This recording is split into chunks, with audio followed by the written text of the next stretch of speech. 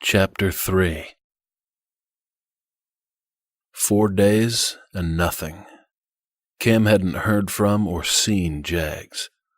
Normally they spoke 2 or 3 times a day, and if not, he'd surely get an in-person visit. What if he was sick? Had he been in a car accident? Cam crossed the cavernous living room into the kitchen. He washed his hands, dried them on his jeans. Pressing his palms on the yellow cracked counter, he hung his head and sighed. Until now, he hadn't realized how much he took Jags's visits and phone calls for granted. Damn it. As he slid his phone from his pocket and dialed Jags's number, he heard the unmistakable rumble of Jags's loud exhaust. He pressed the red oval, ending the call. His stepbrother bounced through the door and entered the kitchen. Cam leaned back, his ankles crossed, and his hands gripping the edge of the counter behind him. "You need a life, too." Jags yanked open the refrigerator. "Get me one. A life or a beer? Never had a life. Just need a beer." Jags grabbed 2 bottles, shut the door, and popped the caps. "Sit. We need to talk." "I hate when you say that." Jags set the bottles on the table, turned a chair, and straddled it backwards. "What, that dreaded 4-letter word?" He cupped his hands around his mouth.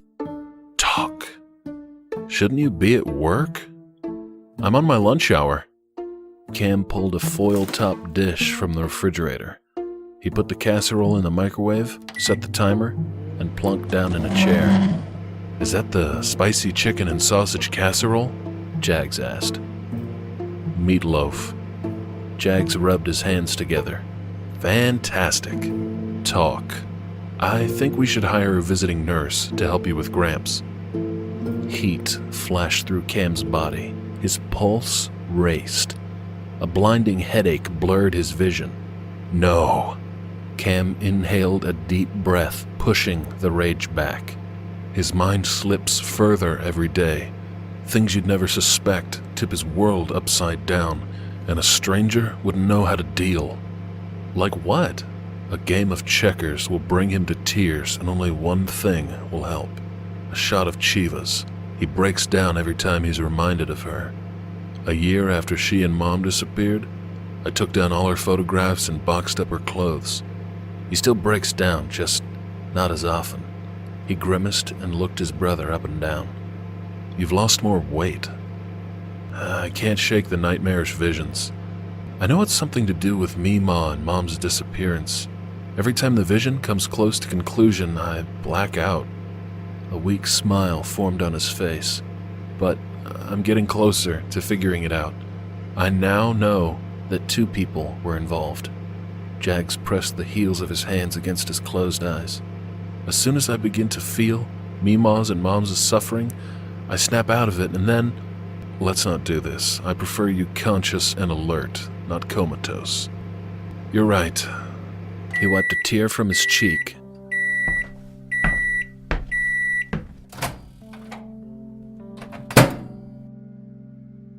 "Where were we?" "Checkers." "Right.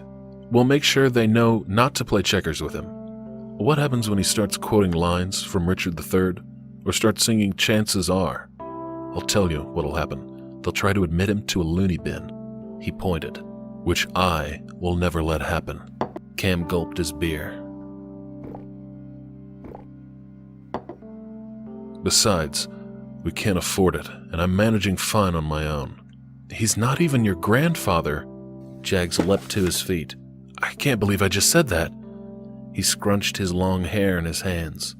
Years ago, the marriage between Cam's mother and Jags's father melded their families. Biologically, Gramps and Jags was no relation to Cam, but Cam loved them like family. Until now, he thought the feeling was mutual. Cam took another swig. He set the bottle down harder than he'd intended. Jags clapped him on the back. "I'm sorry. You could have called. You didn't have to drive all the way over here.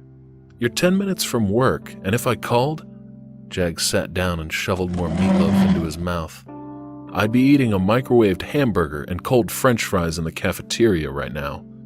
Cam slouched and waited for his brother to inhale more food than he and Gramps combined could have eaten.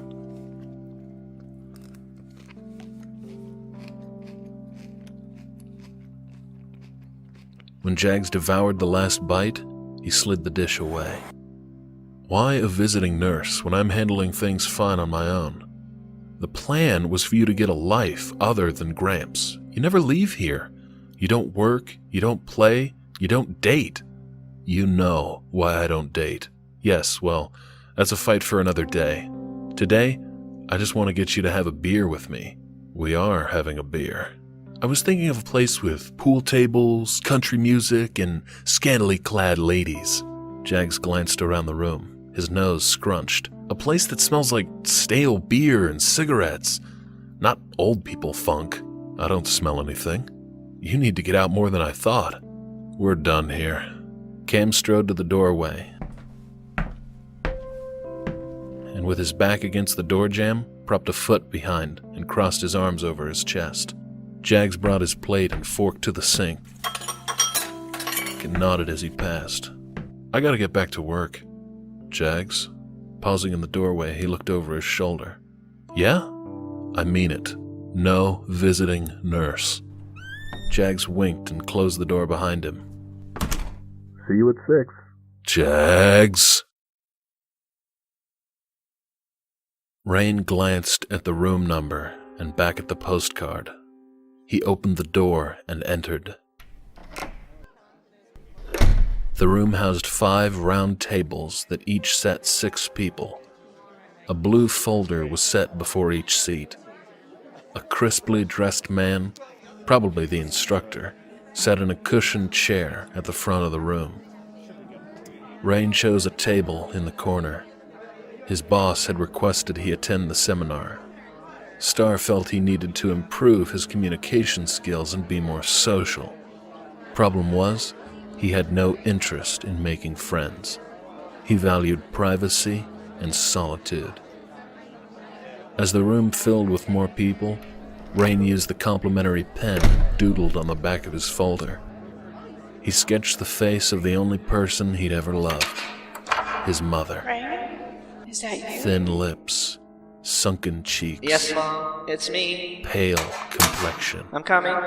The cancer had stolen the sparkle in her eyes and the warmth of her Did you skin. have a good day at school? Nobody at school likes me. He scowled at his depiction of his sickly mother. I'm a loser. They're the ones that are bad. Never put that on yourself. Tightening his grip, I don't have any he friends. stabbed the pen into the folder Whether you have 0 friends or 1,000 and friends, scribbled over the drawing. you will always be my cupcake. To clear his mind, And always remember, he approached a nearby water cooler what goes around comes and around. poured himself a cup. They'll get theirs. As he sipped, he noticed a young woman entering the room. Karma's a bitch. Rain shook his head. What if it doesn't, Mom? Too fat. What if karma doesn't come around? He took his seat and studied the door, watching more people arrive. If karma fails you, Another woman entered. you make it happen. He shook his head. Too old. Yes, ma'am. The well-dressed man stood and stepped behind a wooden pedestal. Kill them all. Welcome to Successful Communications in the Every Workplace. single I'm one of them. Lorenzo Parker, and I'll be your instructor for the next 3 days. Working amicably and effectively with others can be one of the most challenging aspects of your job. A woman with shoulder-length brown hair entered the room. She gave the class and instructor an apologetic grin and took a seat near the front of the room. You make it happen. Especially if you work with someone who consistently arrives late. Kill them all. He gave her a smile and turned his focus back to the room. Inside your folder, you'll find a stack of papers, the first being a questionnaire. I'll give you 20 minutes to complete it.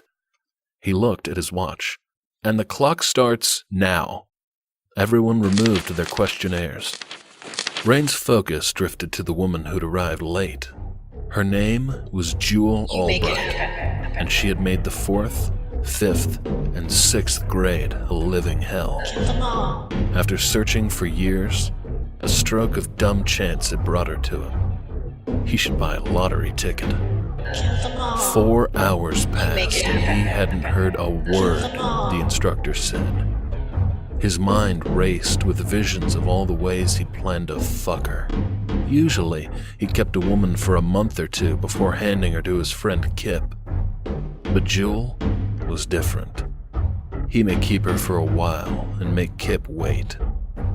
Assorted breads, deli meats, and cheeses were brought in for lunch. Rain watched Jewel fix herself a plate. When she passed him on her way back to her seat, she said, "Anybody ever tell you it's rude to stare?" "Thought I recognized you." "I'm certain we've never met." "No, I guess not." The smirk on her face mirrored the expression she gave him long ago.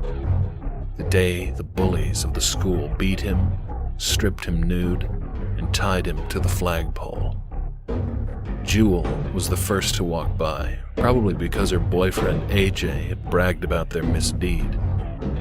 When everyone else just chanced a brief look, she stopped, pointed at his penis, and laughed. Using a black Sharpie, Jewel drew a down arrow on his stomach.